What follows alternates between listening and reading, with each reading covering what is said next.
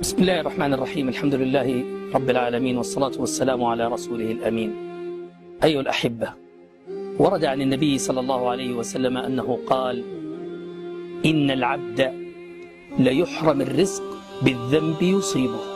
يا الله، أبواب الرزق في السماء مفتحة.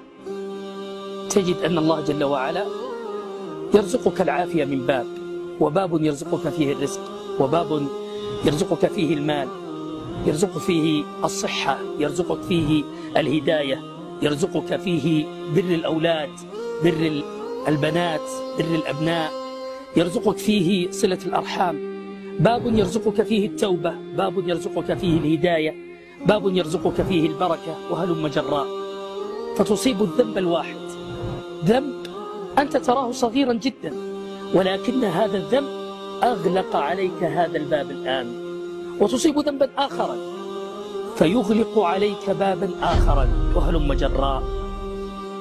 أيها الأحبة، إننا نعبد ربا اسمه التواب، التواب الرحيم، الغافر، الغفور، الغفار، جل جلاله وتقدست أسماؤه. يقول في كتابه في سورة النساء: والله يريد أن يتوب عليكم ويريد الذين يتبعون الشهوات أن تميلوا ميلا عظيما. الله يحب التوبة من عباده، الله يحب منك أن تتوب إليه، أن تفتح الصفحة معه.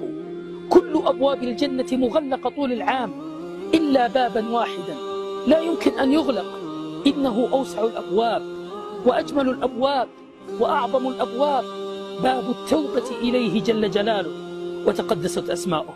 التوبة، وما أدراك ما التوبة، حياء عاصم، وبكاء دائم، ندم على ما فات، واستقبال لما هو آت، خلع ثياب الجفا ولبس لباس الوفا. التوبة إلى الله هي الأمر الذي يحبه الله. ينادي عباده فيقول: وإني لغفار لمن تاب وآمن وعمل صالحا ثم اهتدى.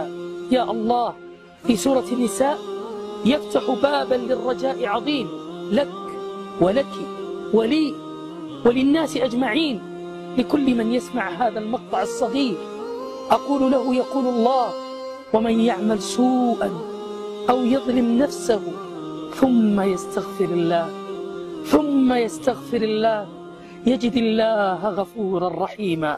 يا الله، إنه الله. من الذي يقبل التوبة؟ الله. ينادي في أعظم آية عند أكثر أهل العلم من آيات الرجاء، أعظم آية في الرجاء في فتح باب التوبة: إياك وإياك أن تظني أو تظن أن الله لا يغفر لك. لا، مهما بلغت ذنوبك، مهما بلغت سيئاتك، الله غفور، الله غفار، الله غفور، الله غفار، الله غافر الذنب وقابل التوب.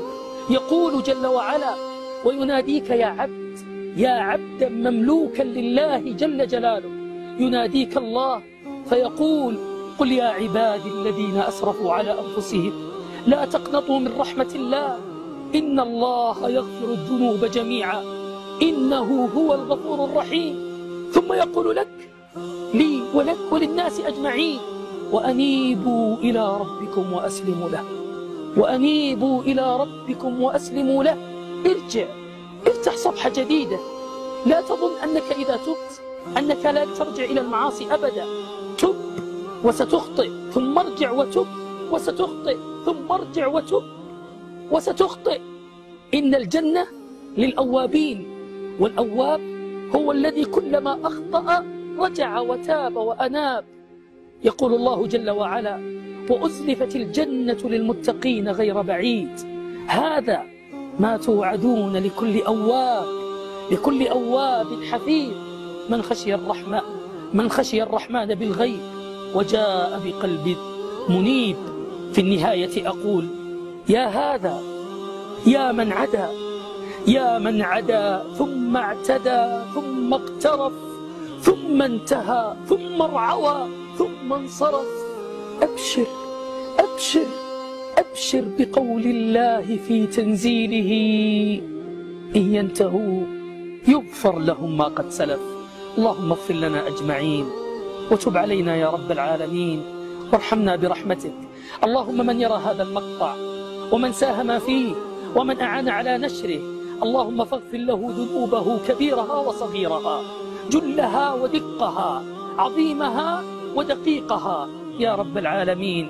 اللهم اجعلنا من التائبين واجعلنا من التوابين، وأجب دعوتنا أجمعين وكل من قال آمين. السلام عليكم ورحمة الله وبركاته.